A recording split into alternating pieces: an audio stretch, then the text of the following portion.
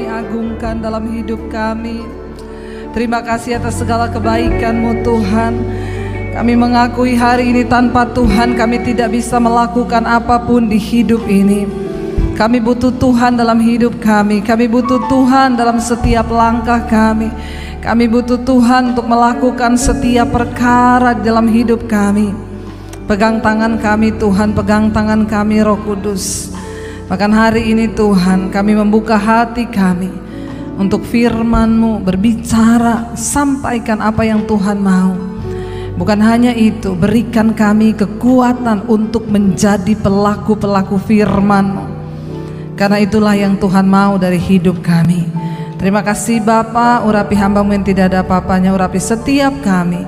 Di dalam nama Tuhan Yesus kami buka hati bagi firman-Mu, sama-sama katakan amin, amin, amin. Silakan duduk.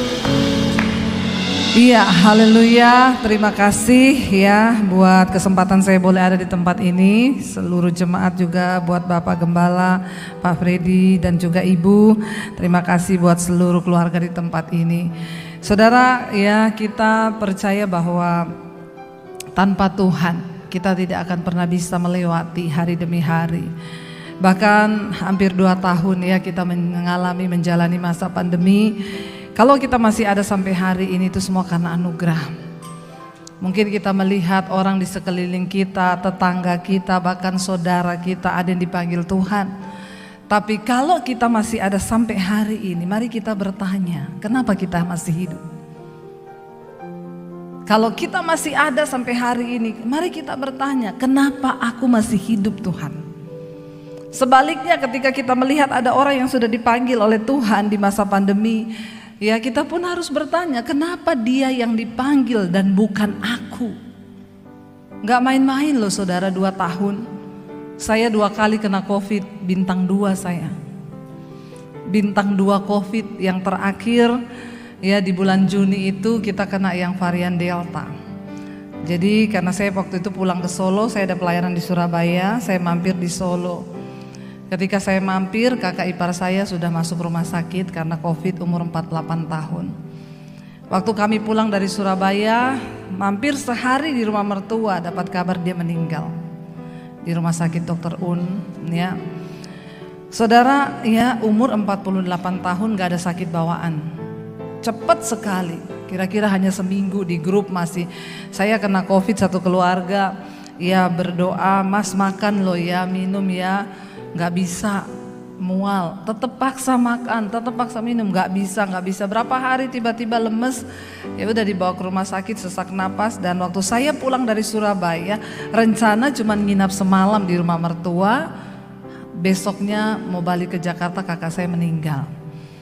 Saudara, waktu itu sempat dimintain pertimbangan keluarga untuk disuntik dengan biaya yang cukup besar.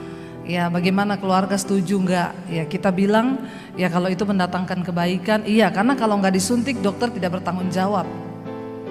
Ya udah disuntik saudara. Habis disuntik hanya berapa jam meninggal. Dan memang tidak ada juga yang bertanggung jawab. Ya karena memang mati hidup itu di tangan Tuhan. Akhirnya saya waktu itu bilang ke suami dan kita sekeluarga, karena dari rumah sakit langsung dimakamkan.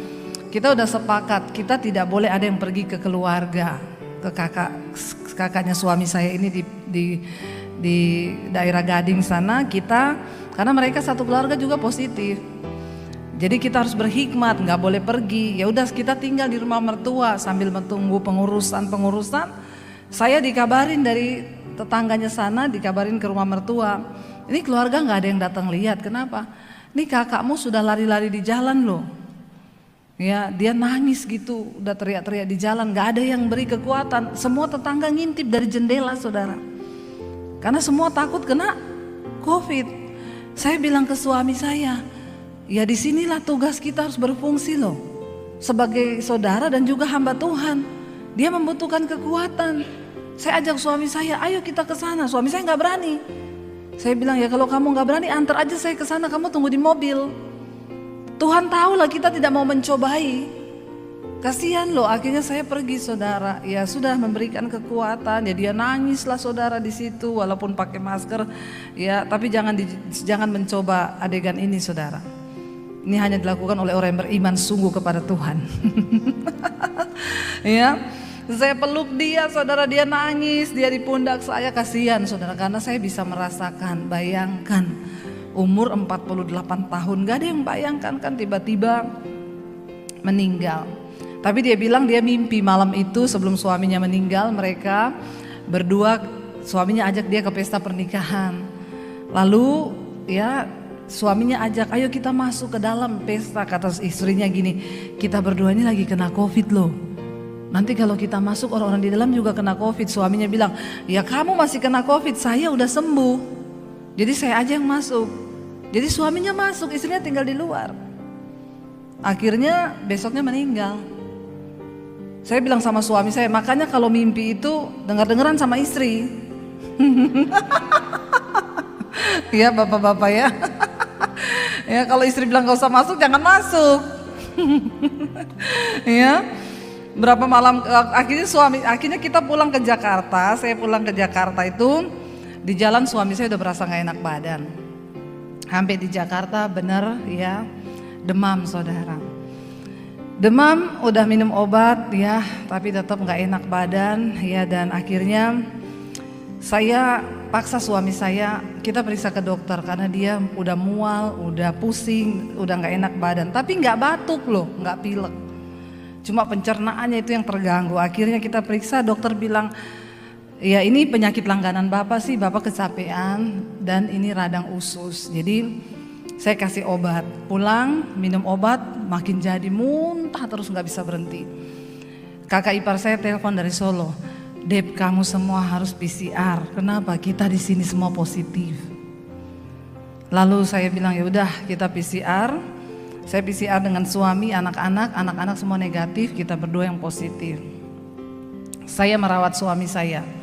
Itu baru kali itu saya melihat dia mau meninggal saudara. Udah pucat, nggak bisa apa-apa, makan apa muntah, dan akhirnya sudah tidak bisa masuk apa-apa sama sekali. Muntah terus. Saya bilang sama suami saya, kamu harus paksa makan, harus paksa minum.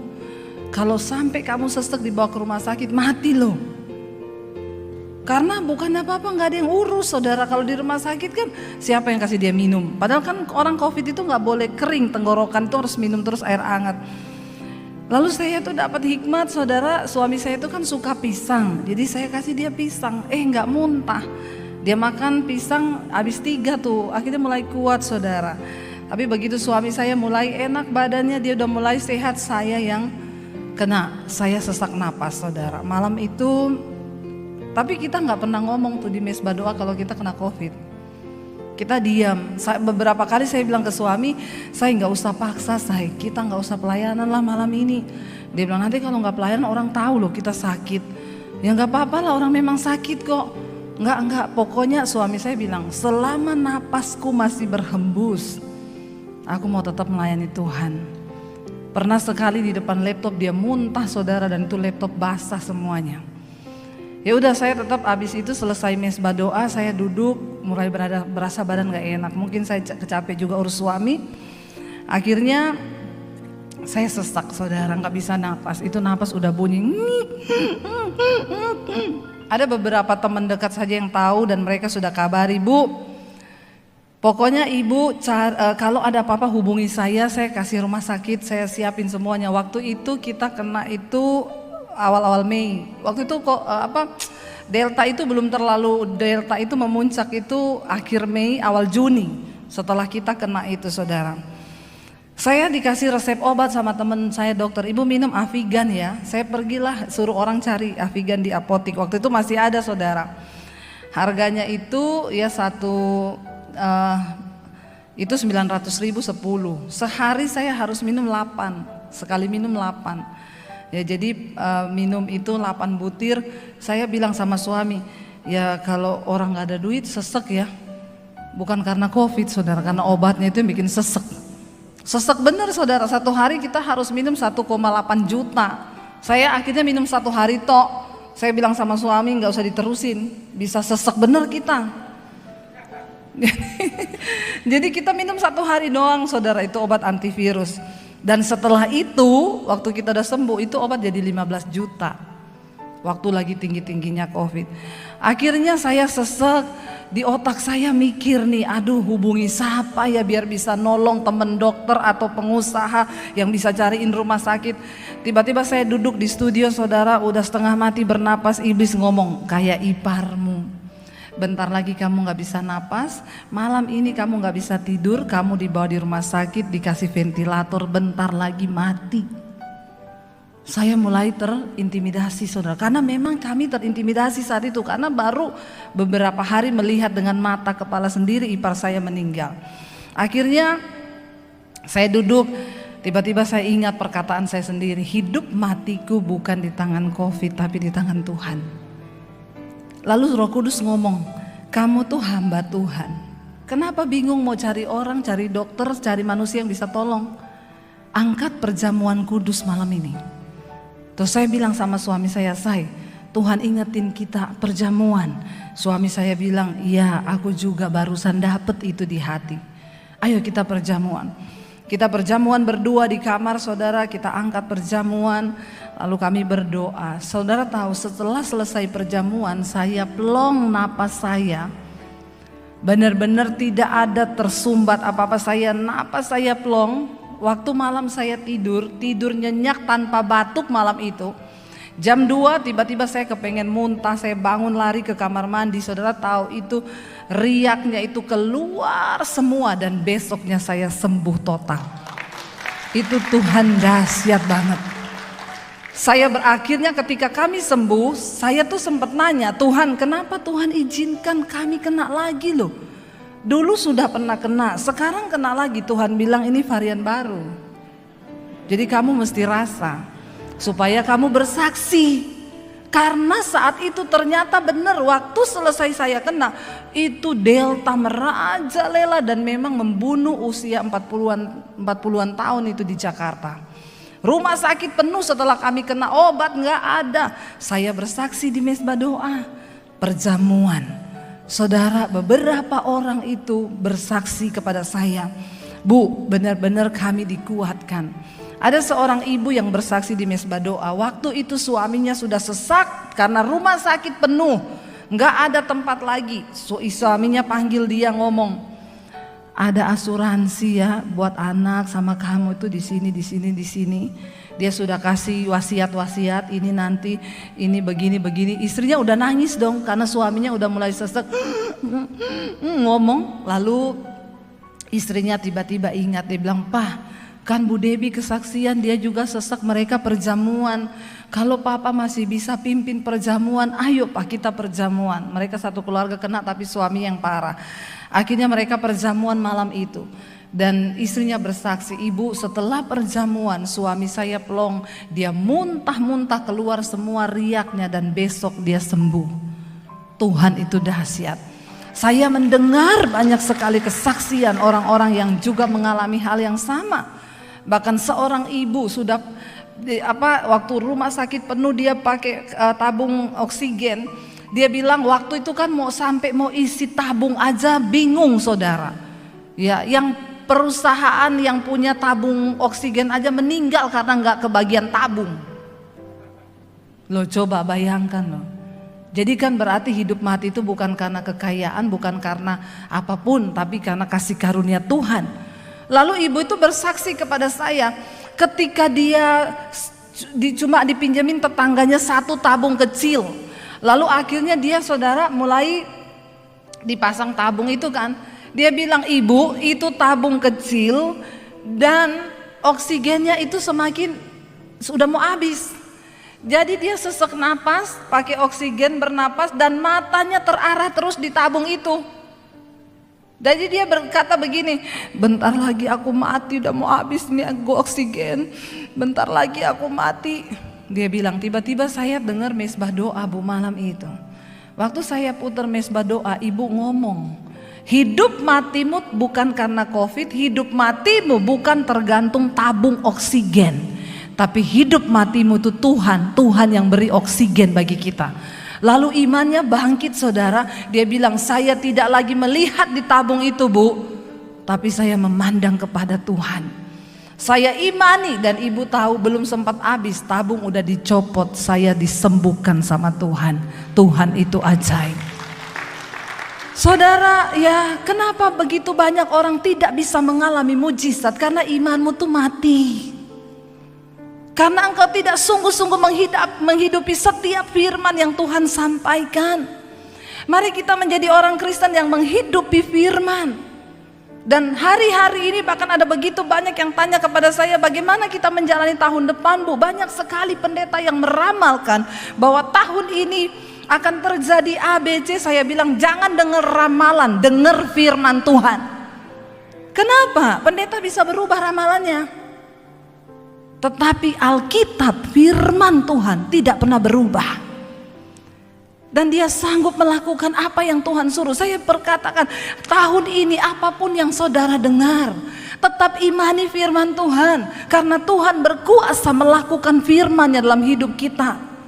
Enggak usah peduli kanan kiri, lakukan bagian kita. Apa bagian kita? Percaya pada firman, hidup menggenapi firman itu. Amin saudara. Kenapa kita harus percaya pada firman hari-hari ini? Mari kita lihat bersama Yesaya pasal yang ke-55 ayat yang ke-10 dan ayat yang ke-11. Yesaya 55 ayat 10 dan ayat yang ke-11. Baca bersama dengan suara yang keras, 1, 2, 3. Sebab seperti hujan dan salju turun dari langit dan tidak kembali ke situ, melainkan mengairi bumi, membuatnya subur dan menumbuhkan tumbuh-tumbuhan, memberikan benih kepada penabur dan roti kepada orang yang mau makan. Ayat 11. Demikianlah apa? Firmanku yang keluar dari mulutku, ia apa? Tidak akan kembali kepadaku dengan sia-sia, tetapi ia akan melaksanakan apa yang kukehendaki dan akan berhasil dalam apa yang kusuruhkan kepadanya. Waktu saudara dengar ini, di hatimu bergejolak nggak? Berkata, yes. Kalau hatimu membaca ini bergejolak, berarti engkau menghidupi firman. Tapi kalau engkau cuma baca biasa aja, cuma ya demikianlah firmanku yang keluar dari mulutku, ia tidak akan kembali kepadaku ya dengan sia-sia, tetapi ia akan baca firman itu, hidupi saudara. Ya katakan, yes aku percaya.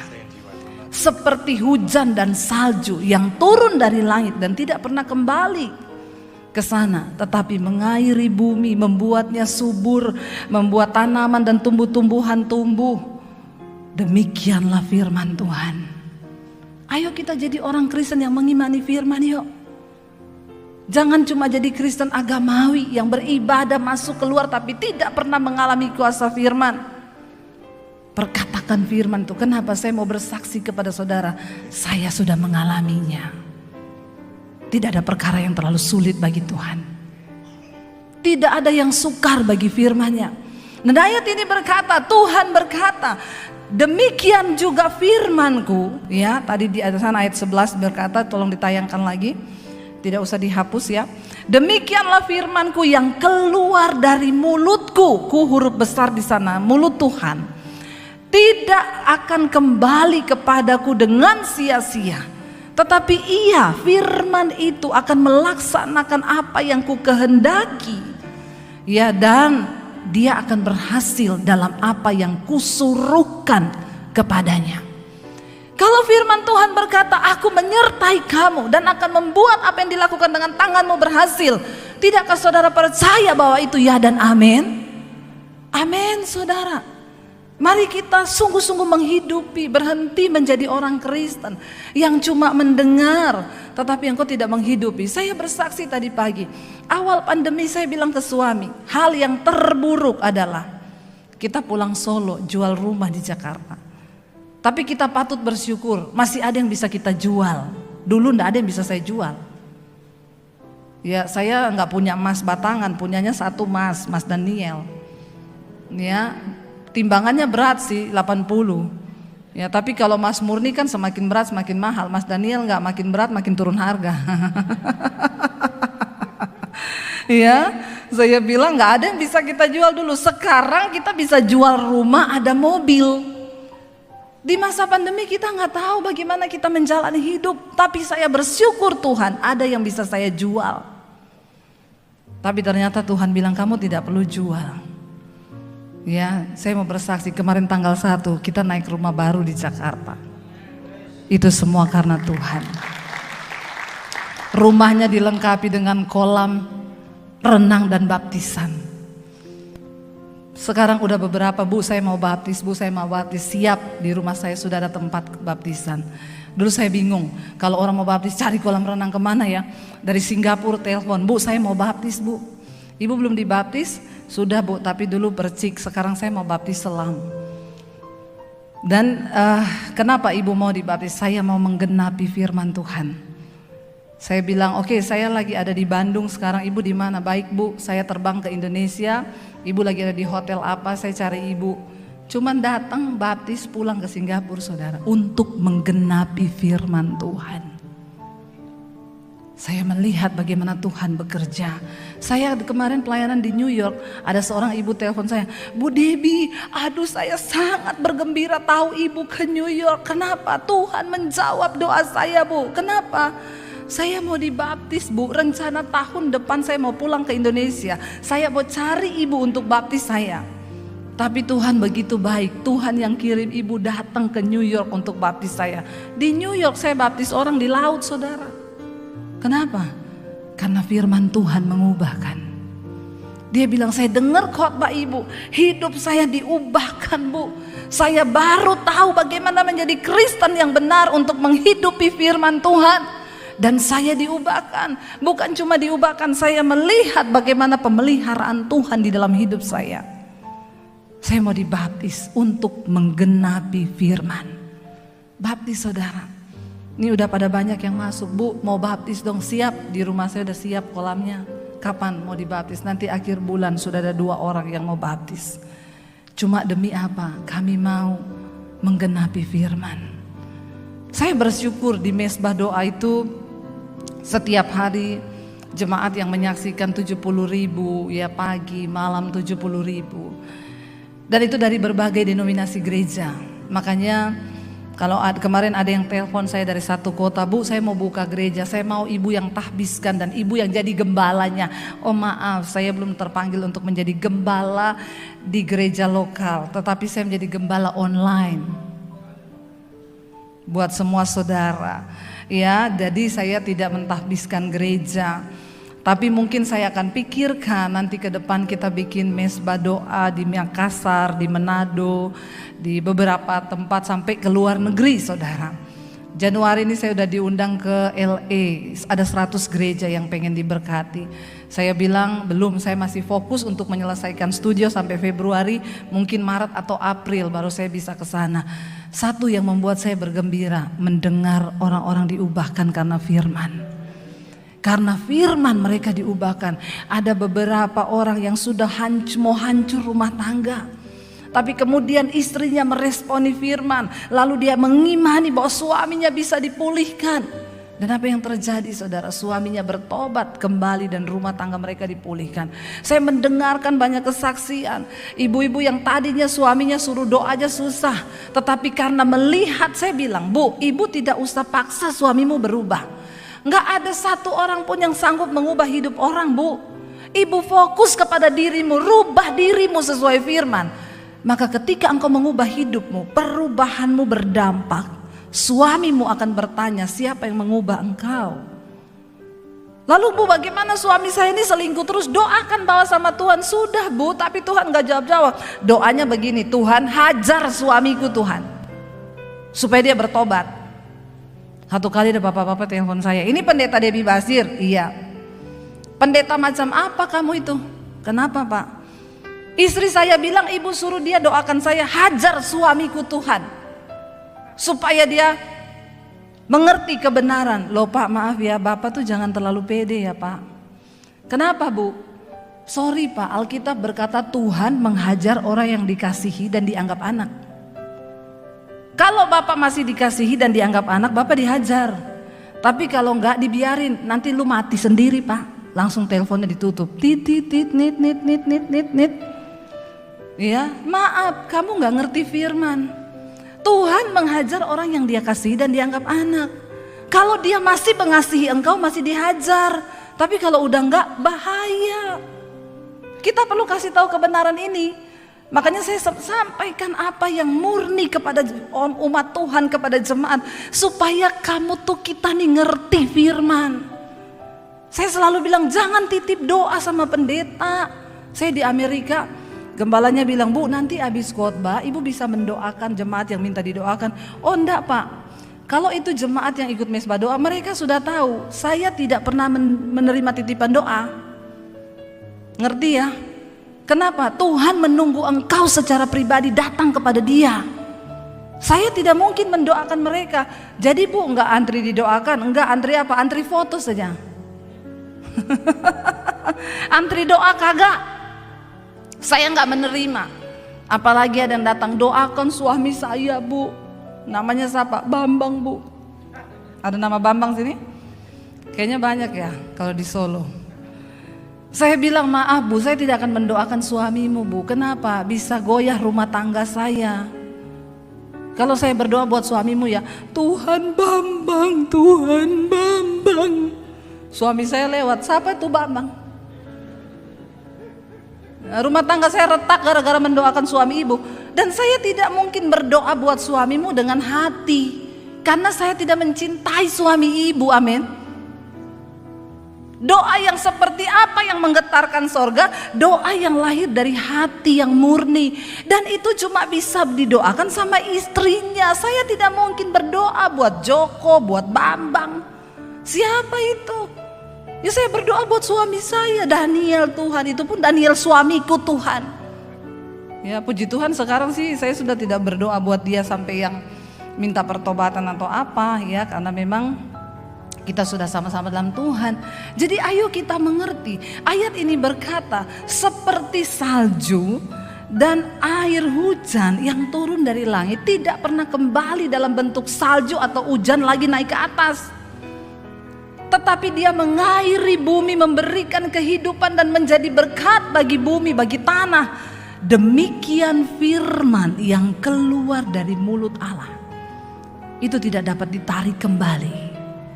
Tetapi dia akan melaksanakan apa yang dia ucapkan itu, dan dia akan berhasil. Ayat ini berkata, dan akan berhasil dalam apa yang kusuruhkan kepadanya. Wow, kalau kita membaca ayat ini, kita melihat ya, firman itu seperti seorang pribadi. Tuhan bilang, akan apa yang kusuruhkan kepadanya. Yang bisa disuruh itu kan berarti orang atau pribadi. Berarti firman itu hidup. Firman itu punya kuasa. Perkatakan saudara. Perkatakan. Saya ketemu satu orang pengusaha. Ya, pengusaha kaya saudara. Punya tambang. Lalu saya diajak makan. Cuma kebetulan saya pelayanan di satu gereja, ketemu istrinya, Bu boleh kita makan malam di luar, udah mau pulang. Oh iya, oke, yuk makan.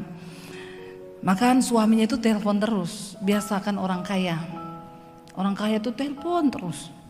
Itu, iya saya kan sudah bilang. Lah itu gimana kemarin yang tender itu tutup bunyi lagi. Aduh itu kan anak buah gimana? Anak buah gimana? Kirim ini, tutup lagi. Telepon lagi. Saya kan udah ngomong. Saya capek saudara. Lihat orang ini model begini nih, capek saya. Setelah selesai dia tutup, maaf ya Bu Pendeta, biasa Bu, aduh urusannya. Saya bilang, saya kasihan loh lihat Bapak. Kenapa? Mau makan aja gak sempet. Bapak kaya tapi gak diberkati. Bapak perlu berdoa supaya Bapak jadi orang yang diberkati. Jangan cuma jadi orang kaya. Terus dia bilang, oh iya, saya baru kali ini loh ketemu hamba Tuhan ngomong begini. Biasanya ngomongnya manis, saya enggak manis Pak. Karena saya juga bosan lihat Bapak dari tadi telepon terus. Kita kan makan juga terganggu ya saudara. Pengen makan enak, aduh itu gimana ya. Saya jengkel juga, saya keselak terus kan. Terus dia bilang, saya senang loh ketemu ibu loh, saya senang loh. Karena selama ini saya kalau ketemu hamba Tuhan itu ngomongnya manis terus Bu. Tuhan memberkati Bapak, usahanya lancar. Saya bukan tipe begitu Pak. Saya cuma kasihan lihat Bapak kaya tapi tidak diberkati. Jadi Bapak perlu berdoa, minta karunia untuk bisa menikmati. Karena Pak Alkitab berkata, bahkan untuk menikmati jerih payahmu itu adalah anugerah Tuhan. Jadi sayang kalau Bapak dikasih anugerah untuk cari duit, tapi nggak dikasih anugerah untuk menikmati. Itu salah Pak, dan saya harus kasih tahu ini. Terus dia bilang gini, saya suka Bu. Jadi awalnya itu yang dengar khotbah itu istri saya Bu. Dia tuh tiap malam dengerin khotbah Ibu terus di tempat tidur. Saya bosen Bu, saya putar YouTube yang lain kenceng juga. Tapi lama-lama saya dengar. Saya jadi seneng. Kenapa? Ibu tuh ngomong nggak dipikir. Kurang ajar saudara. Ya, Pak, saya ngomong nggak dipikir tuh berarti saya nggak punya otak loh Pak. Saya ini punya otak loh Pak, saya mikir, tetapi saya menyampaikan apa yang firman Tuhan suruh. Kenapa? Saya tidak punya kepentingan apa-apa sama Bapak, saya punya kepentingan dengan jiwamu. Lalu dia mulai merenungkan, ternyata setelah perkataan itu dia pulang, dia renungkan saudara. Dia bilang betul juga ya yang Bu Debbie ngomong itu ya. Saya ini diberkati tapi, saya ini kaya, tapi tidak diberkati. Kayak yang saya sampaikan di sini dulu, masih ingat nggak? Penjaga villa sama yang punya villa, ya penjaga villanya menikmati kolam renang, makan pisang goreng, minum kopi di pinggir kolam. Yang punya kolam, yang punya villa di Jakarta, cekot, mau makan aja ditelepon terus. Tapi yang penjaga villanya, anaknya berenang, sudah nak, bapaknya ngopi, enak ya nak, bapak renang dong, oke, bapaknya terjun, enak banget nak saudara. Itu loh orang yang diberkati itu begitu. Yang punya villa di Jakarta ditelepon, Pak villanya listriknya habis. Ya udah berapa ya? 3 juta, oke saya transfer. Pak villanya bocor, berapa? 5 juta, oke saya transfer. Belum dikejar-kejar pajak. Yang penjaga villanya tiap hari berenang, gak pernah mikir villa rusak. Bener gak? Masih dapat gaji utuh, anaknya berenang. Jadi siapa yang dapat karunia menikmati? Penjaga villanya atau yang punya villa? Penjaga villa. Jadi saudara mau jadi yang mana? Yang penjaga villa. Saya mau menjadi yang punya villa dan menikmati villa itu. Amin. Lalu ternyata dia pikir, iya Bu, saya pikir-pikir itu saya, bener Bu, saya ini kaya tapi tidak dapat karunia menikmati. Lalu akhirnya dia mulai menghubungi saya. Hari-hari ini dia merasa lapar dan haus akan Tuhan. Ya, dan dia merasa ternyata selama ini apa yang dia cari, harta, kekayaan itu benar, tanpa Tuhan gak ada arti. Saudara cuma capek. Saya bilang, Bapak ingat loh. Bapak ingat ya, Bapak kaya ya, pengusaha tambang, lagi telepon mati Pak. Siapa yang menikmati semua kekayaanmu? Dan engkau tidak sempat punya hubungan dengan Tuhan. Mintalah supaya engkau menjadi orang yang menikmati. Ayat ini berkata Tuhan menyuruh firman-Nya melakukan sesuatu bagi kita. Dan ketika firman itu sudah diucapkan, firman itu berkuasa loh. Saya ke Amerika saudara, tiba-tiba kan jadi saya ke Amerika waktu yang tadi pagi saya saksikan. Dikirimin tiket bisnis kelas Qatar. Saya kaget saudara. Jadi saya harus pelajari dulu di YouTube tombol-tombolnya. Takut salah pencet, pintu darurat kebuka. Bahaya saudara. Jadi saya pelajari dulu ya. Wah naik Qatar saudara, puji Tuhan menikmati berkat ya. Saya bilang sampai di sana akhirnya saya di Amerika diajak ke Broadmoor, itu hotel di Colorado yang diinepi presiden-presiden Amerika. Obama, Donald Trump, Ratu Elizabeth nginap di sana. Saya sejenak merasakan semua. Lalu ditelepon, Bu, Ibu mau ke Niagara enggak? Oh mau. Baik, saya cari tiket ya Bu, tapi Ibu akan pulang besok ya. Akhirnya saya ditelepon, enggak jadi Bu, kenapa? Tiketnya itu nanggung, cuma 1 kali penerbangan, jadi Ibu harus nginep. Berarti kan enggak bisa karena Ibu harus pulang ke Jakarta. Yaudah enggak apa-apa, nanti next time aja saya balik lagi ke sini. Tiba-tiba malam, Bu, jadi ya besok jam 7 dijemput sopir saya ya. Katanya enggak ada pesawat, ada Bu, saya booking private jet buat Ibu. Saya pikir cuma Syahrini yang bisa naik private jet. Iya. Sampai udah mau tidur malam saya gelisah saudara. Saya telepon istrinya, Bu bisa dibatalin gak Bu? Kenapa Bu Debbie? Sayang banget uang segitu Bu. Jadi kita cuma terbang, lihat air terjun, foto-foto, makan, pulang lagi. Sultan saudara. Tapi maaf, saya bilang sama pengusaha batu bara itu, Bapak punya duit banyak kan? Tapi belum tentu Bapak bisa menikmati apa yang saya nikmati. Itu bicara soal perkenanan Tuhan. Bener gak saudara? Loh kita gak bisa nikmati. Saya sampai ngomong sama yang undang, Pak kenapa Bapak, yang undang saya itu kan jemaat Mesbah Doa. Tadinya saya kesana itu bukan pelayanan, cuman mau jalan-jalan, istrinya ulang tahun. Pak kenapa Bapak melayani kami itu sedemikian rupa, saya bilang. Udah kayak Mori Sorulo loh saudara, turun dari private jet, udah dijemput mobil mewah, dibawa pesawat, cuma jalan 3 langkah. Saking gak ada waktu itu saya buat syuting, saya syuting Mesbah Doa dari atas pesawat kan itu. Dari private jet saya syuting Mesbah Doa waktu itu karena gak ada waktu. Saya bilang, Bapak kenapa bisa memberikan kami fasilitas yang seperti ini? Kami gak pernah minta. Saya bilang, saya naik kelas ekonomi juga gak apa-apa. Dia bilang gini, Bu, ibu itu hamba Tuhan kelas internasional. Padahal saya gak merasa. Saya bilang, Pak, saya ini syuting di studio 3x3. Iya Bu, tapi dampaknya itu mendunia. Dan begitu banyak orang diberkati. Saya ingat zaman dulu ketika saya mau ke Israel. Saya bawa rombongan. Ada 2 orang bupati yang ikut di rombongan saya. Dan dia telepon saya, Bu, maaf Bu, kami mohon izin. Iya, kami kan duduk di bisnis kelas. Iya, kami ndak enak Ibu duduk di ekonomi. Masa kita duduk di bisnis, Ibu di ekonomi? Ibu please cariin tiket. Ibu bisa pindah nggak ke kelas bisnis kelas?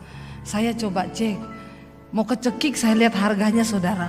Karena itu sudah mau berangkat benar-benar terakhir, ratusan juta. Saya bilang, Pak nggak usah Bapak Ibu please, tidak usah nggak enak sama saya. Mereka maksa, nggak apa-apa Bu, berapapun kami bayar Ibu duduk di bisnis kelas. Saya bilang, akhirnya saya dikasih hikmat sama Tuhan. Saya bilang gini, Pak, Bapak dan Ibu semua, kalian diberi pengurapan sebagai raja. Saya diberi pengurapan sebagai imam. Raja, imam tidak boleh menginginkan apa yang dinikmati oleh raja. Saya menikmati biar duduk di bisnis kelas, saya menyembah Tuhan, itu saya sudah enak banget. Saya tidak boleh menikmati dan menginginkan apa yang Bapak dan Ibu nikmati, karena memang Bapak dan Ibu diurapi sebagai raja. Tapi sebaliknya Bapak sama Ibu tidak boleh juga mencampuri urusan saya sebagai imam. Jadi mari kita hidup sesuai dengan apa yang kita dikasih Tuhan. Akhirnya mereka baru mengerti. Oh jadi enggak apa-apa ya Bu, enggak apa-apa, saya duduk di ekonomi, saya sudah sejahtera. Tapi ternyata ada waktunya. Ya Tuhan bilang, kamu sekarang baru pertama kali ke Amerika di tengah masa pandemi, dikasih bisnis kelas saudara itu. Sampai saya tidak terasa kalau sudah sampai di Amerika loh. Masih mau tidur terus saya. Kan kayak di rumah itu tidurnya benar-benar tempat tidur ya. 24-25 jam kita terbang. Saya melihat itu yang Tuhan bilang. Ya, orang yang hidup takut akan Tuhan, dia akan berdiri di depan raja-raja. Dan terjadi, saya baru menyadari saudara, yang mendengar Mesbah Doa itu saya baru terngeh-ngeh ketika mereka menghubungi saya. Bu, saya jenderal ini, Bu, saya ini, saya memperkenalkan diri. Saya bupati, saya wali kota, Bu, saya terkaget-kaget. Apa yang kita lakukan rasanya sesuatu yang sederhana, tetapi waktu firman itu bekerja, firman Tuhan itu ya dan amin. Dan saya mau bilang, ya saya bersyukur di tengah masa pandemi ini, bahkan Tuhan memberkati kami udah bangun 15 gereja di desa-desa. Apa yang tidak pernah kita pikirkan, di tengah keadaan yang sulit dan kami berpikir mau jual rumah, tapi firman Tuhan bekerja di dalam hidup kami. Dan apa yang terjadi? Tuhan balikan keadaan. Jangan lihat keadaanmu hari ini, tapi lihat firman. Kenapa saudara? Karena keadaan berubah, dunia berubah, tetapi firman Tuhan itu tidak pernah berubah. Dahulu, sekarang, bahkan sampai selamanya. Ayat ini pegang baik-baik. Dia akan dikatakan melakukan apa yang aku suruhkan kepadanya. Firman itu diperintahkan Tuhan untuk menyertai hidup anak-anak Tuhan yang percaya. Tapi kenapa firman itu seringkali tidak bisa berkuasa? Karena engkau tidak mengaktifkan imanmu. Perkatakan itu kepada Tuhan, ya. Perkatakan itu kepada hidupmu, kepada keadaanmu. Jangan pernah datang kepada Tuhan dan bilang, Tuhan, masalahku terlalu besar. Datang pada masalahmu dan bilang kepada masalahmu, aku punya Tuhan yang lebih besar daripada engkau masalah. Itulah orang yang beriman. Kita memandang dari cara pandangnya Tuhan, bagaimana hidup ini, saudara. Ya, lalu saya pengen kita baca. Baik, itu adalah janji firman Tuhan. Tetapi yang berikutnya kita lihat 2 Timotius pasal yang ketiga. Apa sih faedah dari firman Tuhan dalam hidup kita sehingga kita harus sungguh-sungguh percaya?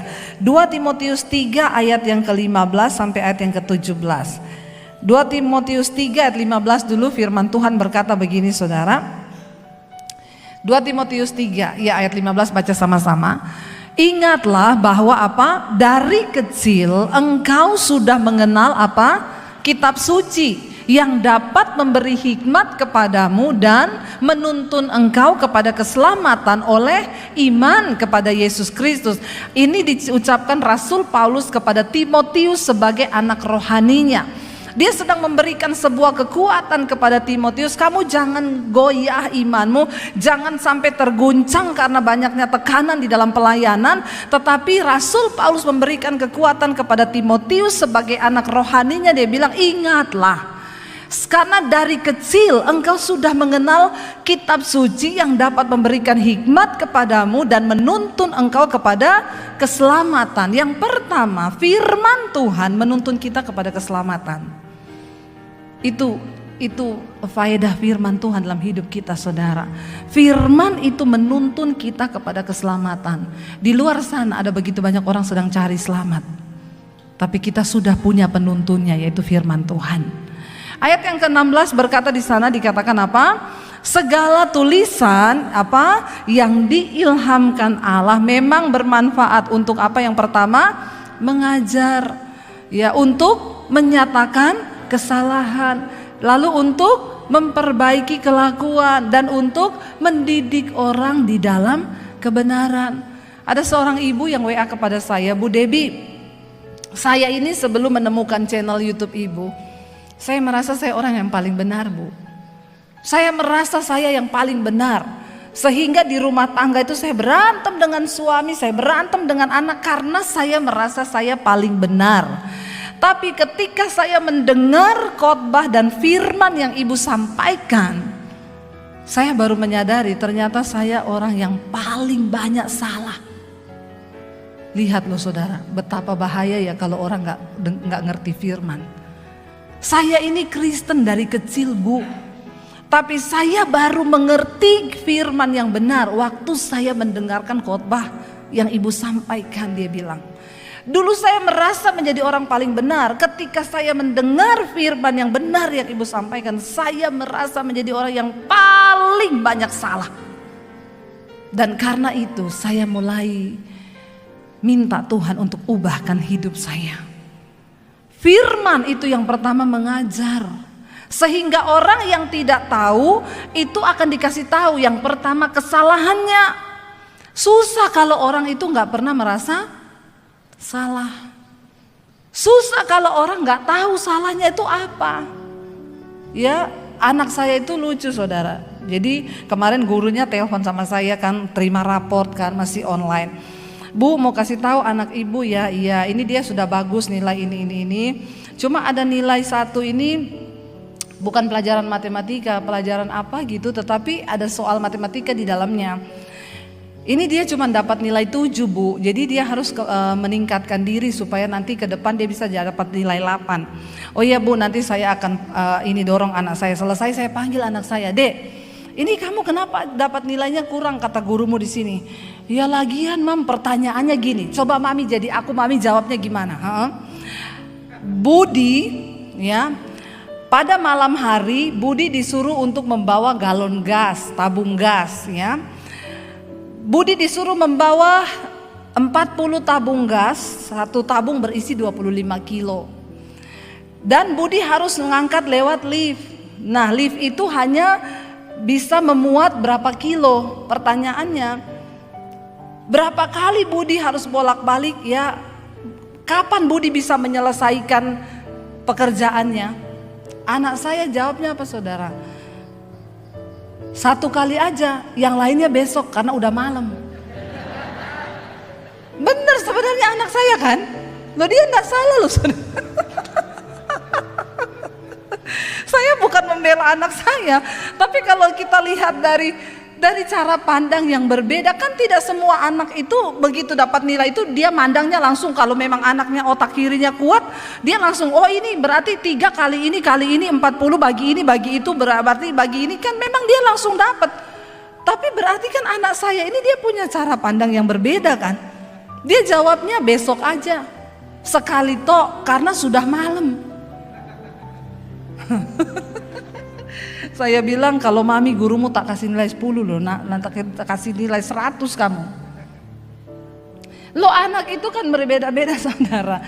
Ya tetapi kalau namanya ikut pelajarannya ya memang dia salah dia ya. Saya tuh dipanggil guru matematika, gurunya anak saya. Anak saya yang nomor 2 itu memang umurnya kan kurang waktu kita masukin. Jadi saya bilang, Pak ini belum umur sih, tapi masukin aja. Jadi kalau dia tinggal kelas enggak apa-apa, tinggalin aja karena memang belum umurnya. Lalu masuklah dia sekolah. Saya dipanggil sama gurunya. Anak saya pertama cerita, Mam aku diteriakin guru di kelas, bodoh. Saya paling marah saudara kalau anak saya itu dibilangi bodoh. Karena sebagai orang tua aja saya gak pernah ngutuki anak saya bilang bodoh. Jangan engkau kutuki anakmu. Lalu dipanggil saya sama gurunya. Ibu datang ke sekolah, saya datang. Pak yang pertama, tarik ucapan bapak sama anak saya, ngomong anak saya bodoh. Terus memang dia tuh bodoh bu, ini ya matematikanya. Berarti bapak pinter. Saya mau tanya bapak ya, itu anak saya yang bapak bilang bodoh. Dia pulang ke rumah pak, dia dengerin YouTube main piano. Dia praktekin di piano pak, dia langsung bisa main. Bapak nanti saya ajak ke rumah saya. Saya suruh bapak dengerin YouTube, bapak main piano. Kalau bapak bisa main piano, saya bilang bapak pinter. Bapak tidak boleh menghakimi anak itu sesuai dengan apa yang bapak pikir. Karena anak itu ada 2. Satu otak kanannya yang tinggi, satu otak kiri. Kalau dia otak kanannya yang tinggi, ya dia memang langsung bisa cepat hitung-hitungan matematika apa segala macam. Tapi saudara kan anak beda-beda. Lalu dia bilang, lah kalau anak ibu tinggal kelas, enggak apa-apa pak, saya bayar lagi sekolahnya kan. Tapi jangan pernah ngomong anak saya bodoh. Saya selalu bilang kepada anak-anak saya, mami sama papi tidak menuntut kalian harus ranking di sekolah. Tetapi kamu harus mengerti nilai kehidupan di hidup ini. Karena orang pintar di akademis belum tentu dia pintar menjalani kehidupan. Jangan salah saudara. Tapi yang bahaya itu kalau orang tuh gak ngerti salahnya terus. Dan dia merasa benar. Nah firman Tuhan memberikan kita pengajaran tentang kesalahan sehingga kita tahu. Ibu itu bilang, waktu saya tahu kesalahan saya bu, saya mencoba bilang ke Tuhan, aku mau berubah Tuhan, saya mau berubah dalam hal ini. Lalu dia mengalami perubahan dan apa yang terjadi? Tidak ada lagi pertengkaran di dalam rumah. Suaminya jadi mengasihi dia. Kenapa? Karena dia sibuk mengubah dirinya waktu dia mengerti tentang kesalahannya. Cuma firman Tuhan yang bisa ngomong kesalahan kita. Istri, engkau pun tidak pernah akan bisa ngomong ke suamimu tentang kesalahannya. Karena dia gak akan pernah bisa ngerti. Satu kali saya dapat telepon dari luar negeri dari seorang bapak. Dia nangis, Bu Debbie saya mau berterima kasih sama ibu. Kenapa? Saya ini tinggal di satu kota di luar negeri. Bu, saya tadinya mau bunuh diri. Keadaan ekonomi yang melilit kami karena keuangan dan masa pandemi. Di tengah masa pandemi keuangan saya sudah jatuh, istri saya cerewet, kami berantem terus. Lalu saya ketemu seorang wanita dan saya jatuh dalam perselingkuhan. Dan ketika saya berselingkuh semakin hidup saya tidak sejahtera. Ya dosa pasti akan mencabut damai sejahteramu. Karena itu jangan coba-coba bikin dosa. Bapak-bapak jangan terlibat di dalam dosa perselingkuhan, kenajisan. Percayalah hidupmu tidak akan berbahagia. Demikian juga para wanita. Saya berbicara dari tempat ini, jangan sampai engkau kena roh kenajisan, percabulan, perselingkuhan. Buang jauh-jauh, tinggalkan itu semua. Hidup ini udah ribet, jangan dibikin tambah ribet. Amin. Sudah jangan ada yang seperti itu. Kita ini hidup lurus saja banyak masalah. Apalagi kalau ditambah-tambahi dengan hidup di dalam dosa, kenajisan dan percabulan. Lalu dia bilang, waktu saya jatuh dalam kenajisan, Bu, saya berselingkuh, hidup saya makin kacau. Hari-hari itu saya kosong dan hampa, dan saya sudah berpikir mau mengakhiri hidup saya. Saya mau terjun dari apartemen, Bu. Tapi tiba-tiba waktu saya pulang ke rumah satu malam, istri saya lagi puter khotbahnya Ibu. Pas saya lewat, pas Ibu ngomong, nggak usah bunuh diri, nanti juga mati. Tunggu aja kena COVID juga mati. Dia bilang, kok bisa pas loh. Saya bilang itu bukan karena manusia, itu Tuhan yang mengasihimu.